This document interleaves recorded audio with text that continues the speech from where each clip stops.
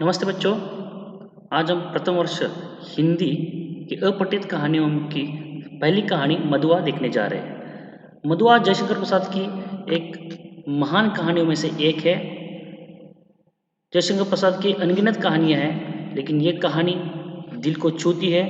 जो समाज की वास्तविकता, समाज में होने वाले वाली विडंबना, समाज में होने वाले जो अत्याचार है उसका वास्तविक चित्रण प्रस्तुत कहानी मदुआ करती है। सबसे पहले हम इस कहानी के जो लेखक हैं जयशंकर प्रसाद जी, उनका संक्षिप्त परिचय देंगे। युग प्रवर्तक साहित्यकार जयशंकर प्रसाद का जन्म 1889 1889 में सुंगनी साहू नाम से सुविख्यात काशी के एक प्रतिष्ठित परिवार में हुआ। 12 वर्ष की आयु में आपके पिता की मृत्यु के उपरांत बड़े भाई ने घर पर ही पढ़ने की व्यवस्था की। आपने घर में ही हिंदी, अंग्रेजी, संस्कृत, उर्दू, बंगाली, पारसी आदि भाषाओं का अध्ययन किया। आप पैतृक व्यवसाय और घर की संपूर्ण जिम्मेदारी संभालते हुए साहित्य सृजन में संलग्न रहे। आप बहुमुखी प्रतिभा के धनी थे। साहित्य की प्रत्येक विधा में आपने अपनी लेखनी का जौहर दिखाया। 1937 में केवल 48 वर्ष में या 48 में ही उनकी मृत्यु हो गई। ऐसे महान लेखक जिनकी मृत्यु कम उम्र में हुई, घर में उन्होंने पढ़ाई पूरी की और आपका जो पैतृक व्यवसाय है, पैतृक मतलब जो परंपरागत पिता और दादाजी के द्वारा चला आ रहा व्यवसाय ही उन्होंने संभाला, और साथ ही अपने घर में उन्होंने पढ़ाई पूरी करने के बाद साहित्य में उनकी ज़्यादा रुचि थी और उनकी कई सारी कहानियाँ हैं। उन्होंने कहानियाँ लिखी है, उन्होंने उपन्यास लिखे, उन्होंने नाटक लिखे।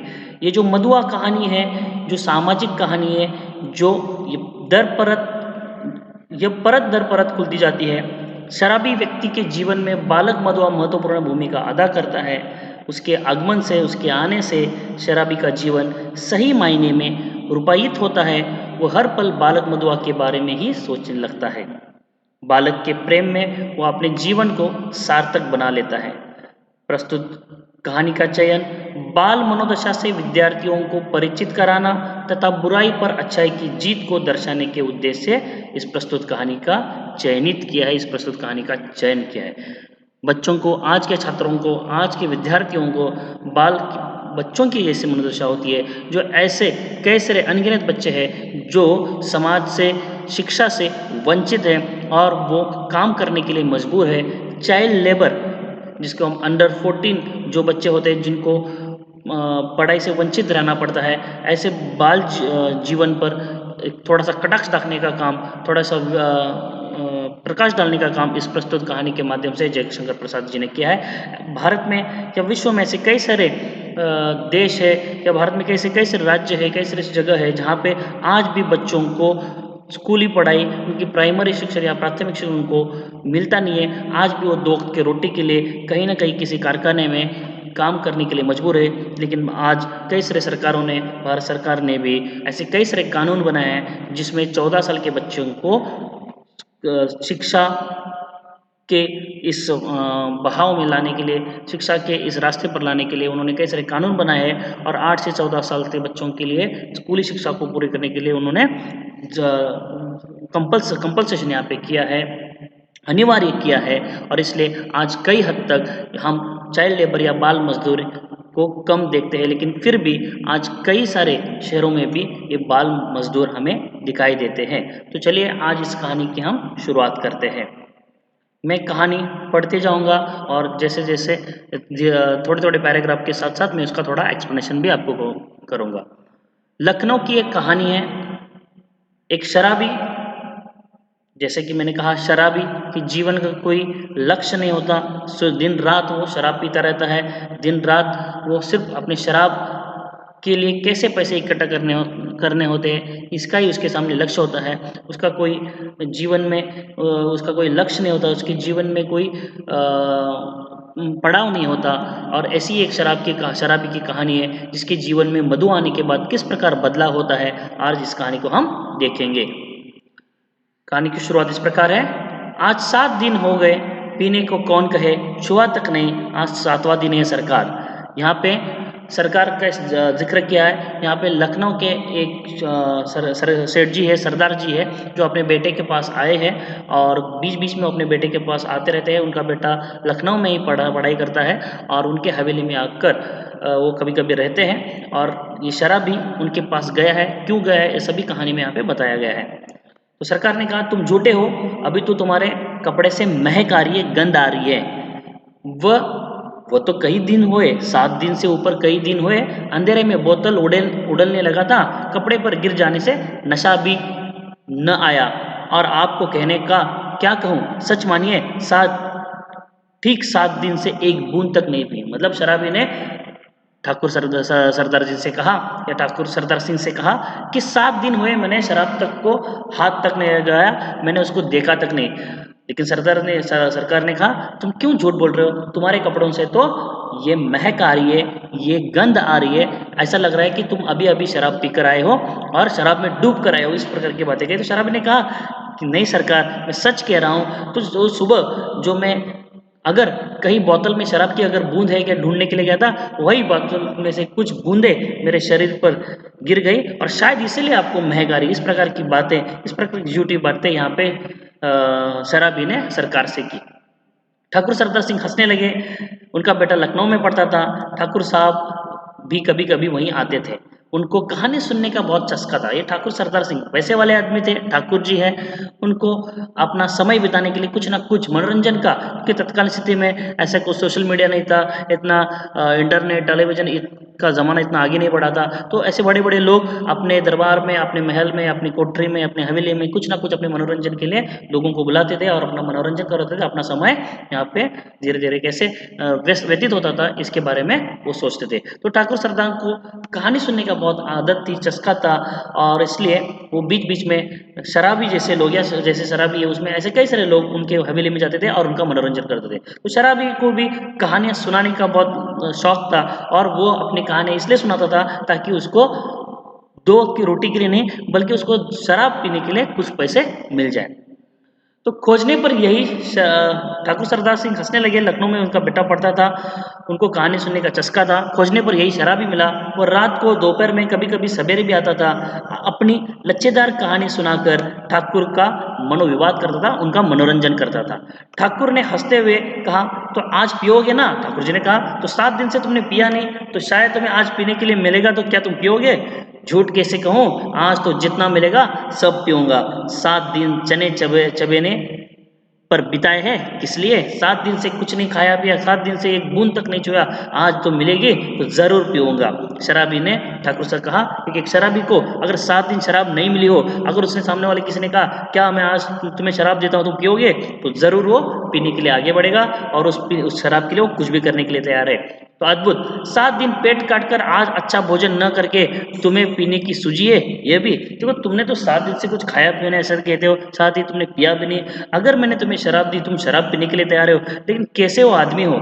मैं अगर तुम्हें अच्छा खाना खिलाऊं लेकिन फिर भी तुम शराब पूछ रहे हो? सरकार, मौज बहार की एक घड़ी एक लंबे दुख पूर्ण जीवन से अच्छी है, उसकी खुमारी में रखे दिन काट लिए जा सकते हैं।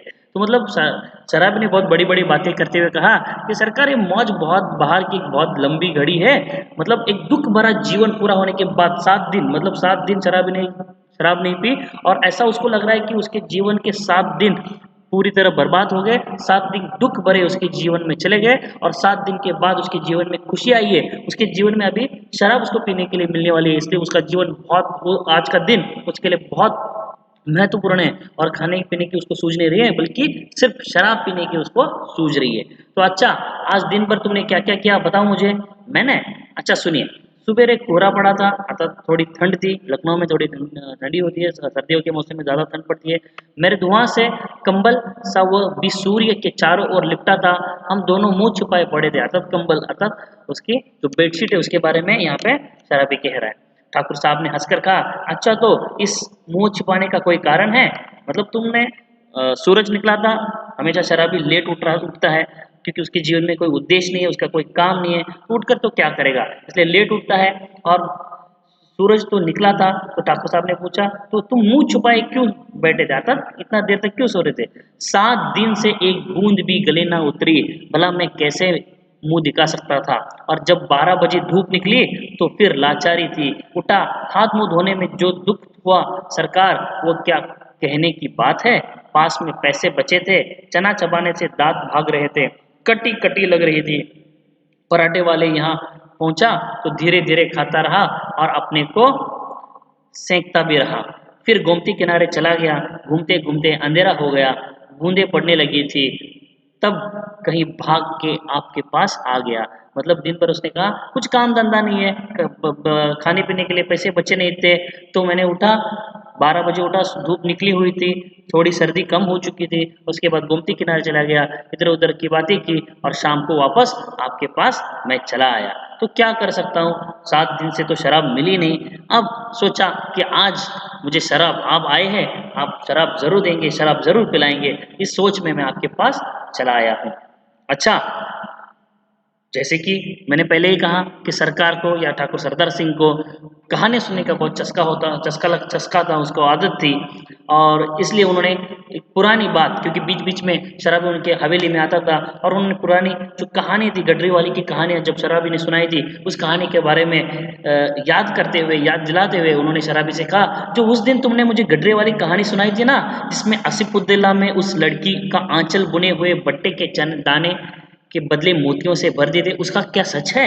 मतलब तुमने जो पिछली बार कहानी सुनाई थी उसमें उन्होंने कि आसिफुद्दौला ने कि लड़की को चने के बदले में, एक गरीब लड़की को चने के बदले में उसको मोतियां दिए थे, क्या वो सच है। सच, अरे वो लड़की, गरीब लड़की भूख से उसे चबा कर थू थू करने लगी, रोने लगी। ऐसे निर्दयी दिल लगी बड़े लोग कर ही बैठते हैं। सुना है श्री रामचंद्र ने भी हनुमान जी के साथ ऐसा किया था।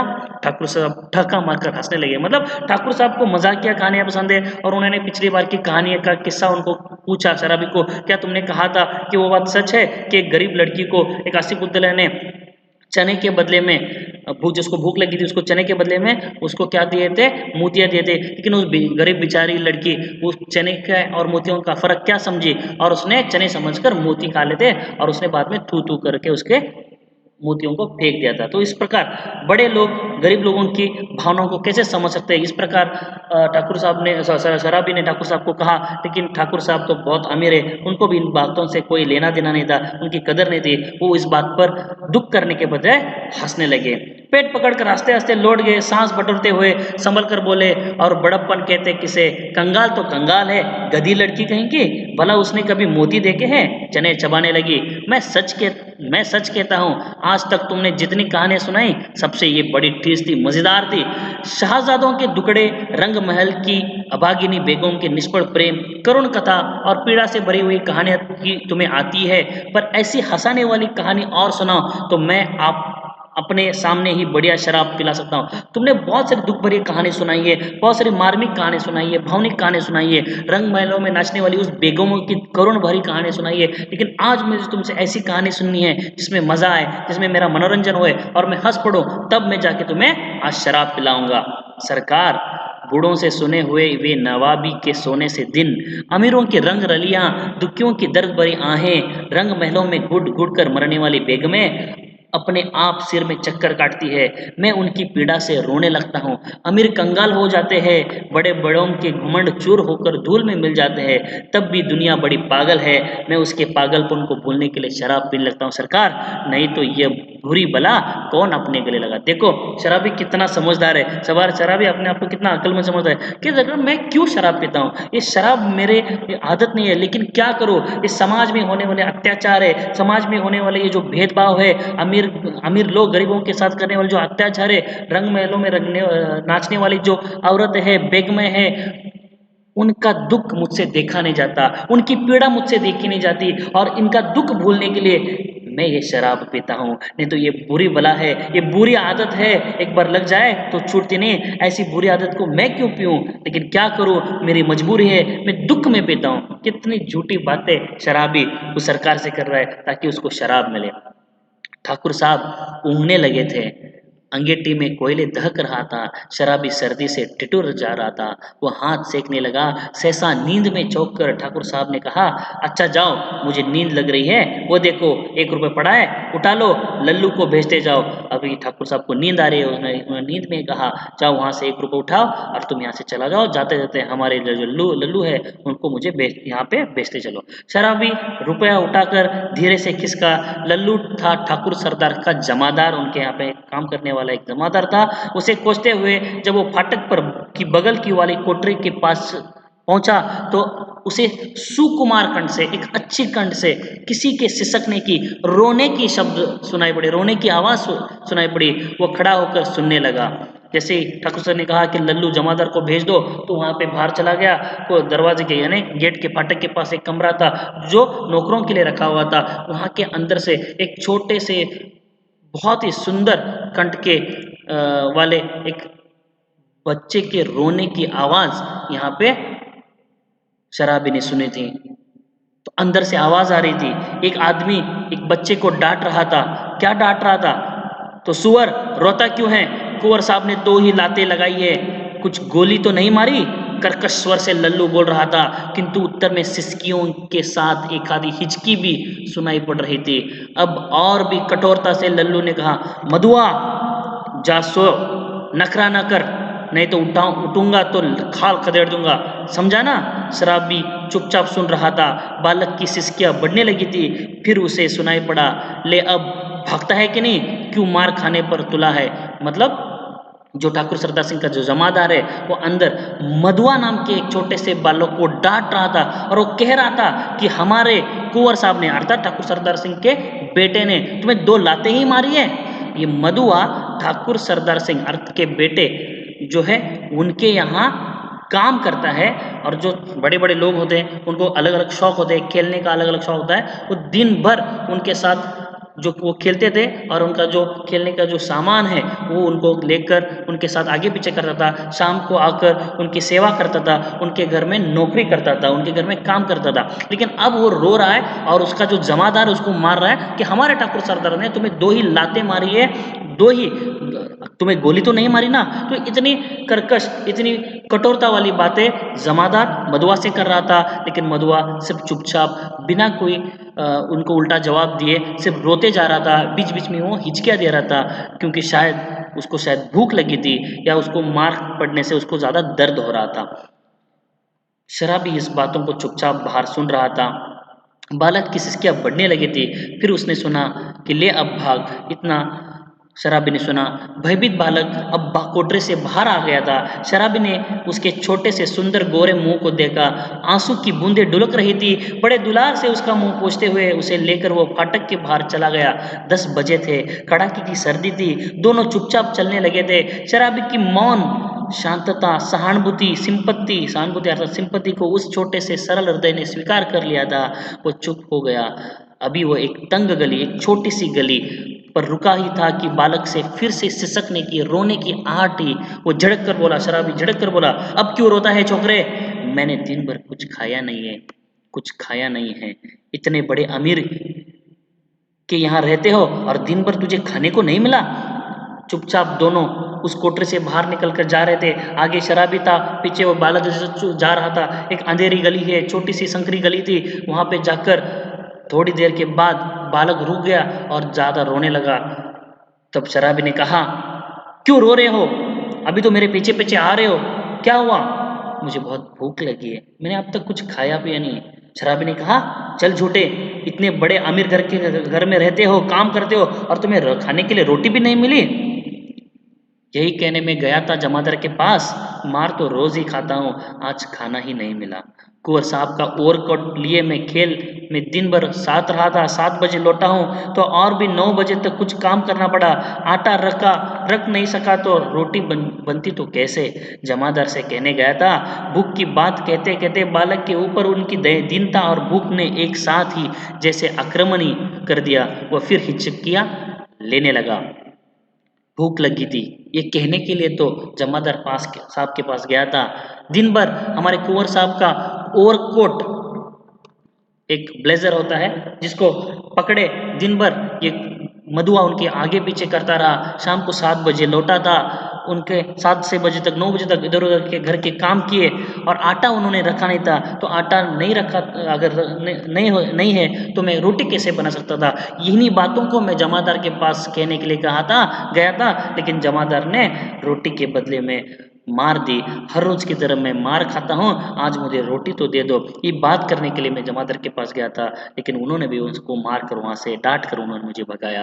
मुझे बहुत भूख लगी है। ये कहते कहते बालक की आंखें और लाल हो गई। बालक की आंखों से आंसू निकलने गए और वो फिर हिचकियां देने लगा, फिर सिसकने लगा, फिर रोने लगा। शराबी उसका हाथ पकड़कर घसीटता हुआ गली में चला गया। एक गंदी कोठरी का दरवाजा ढकेल कर बालक को लिए वो भीतर पहुंचा। टटोलते हुए सलाई से मिट्टी की डिबरी जलाकर वो फटे कंबल के नीचे से कुछ खोजने लगा। एक पराठे का टुकड़ा मिला। शराबी उसे बालक के हाथ में देकर बोला, तब तक तू इसे चबा, मैं तेरा घड़ा भरने के लिए, यानी अर्थात पेट भरने के लिए कुछ लेकर आता हूँ। रोना मत, रोएगा तो खूब मारूंगा, खूब पीटूंगा। मुझसे रोने से बड़ा बैर है। पाजी कहीं का, मुझे भी रुलाएगा क्या। देखो, एक शराबी जिसके जीवन में कोई उद्देश्य नहीं होता, जिसके जीवन में कोई कैसा दिन जा रहा है, कैसी रात हो रही है, एक नया सवेरा, नई हर रोज होने वाली रात, उसके लिए कुछ फर्क नहीं पड़ता। लेकिन आज उस बालक के रोते हुए आंसुओं को देखकर उसका दिल पिघल गया। अमीर घर के लोग इतने पैसे वाले होते, दिन भर एक गरीब बच्चे से मेहनत करवाते हैं, लेकिन 2 वक्त की रोटी देने के लिए भी उनके पास वक्त नहीं होता। उनको रोटी के बदले मार देकर भगाते हैं। लेकिन एक शराबी जो कुछ काम नहीं करता, लेकिन उस छोकरे के, उस बच्चे के आंखों के आंसू देखकर उसका दिल पिघल गया। तो उसकी भावना को उसने समझ कर कहा, देखो अब रोना मत, रोने वाले लोगों से मुझे बहुत दुश्मनी है, बैर है, उनके उसे गुस्सा आता है। अब तुम्हारे लिए खाने के लिए कुछ बंदोबस्त करता हूँ, व्यवस्था करता हूँ। तब तक एक परोठे का टुकड़ा जो कहीं सुबह से उसने लाकर गिरा हुआ था, वो गिरा हुआ टुकड़ा उसने उसको चबाने के लिए दिया, खाने के लिए दिया। इस प्रकार शराबी उस छोकरे को लेकर आया, अपनी गंदी कोठरी में उसने उसको बिठाया और उसको खाने के इंतजाम करने के लिए वहां से वो चला गया। इस प्रकार एक कहानी का यहाँ तक अध्याय हमने देखा है। अगले क्लास में इस कहानी को हम आगे बढ़ाएंगे। तब तक हम यहाँ पे आज वहाँ पे रुकते हैं। धन्यवाद।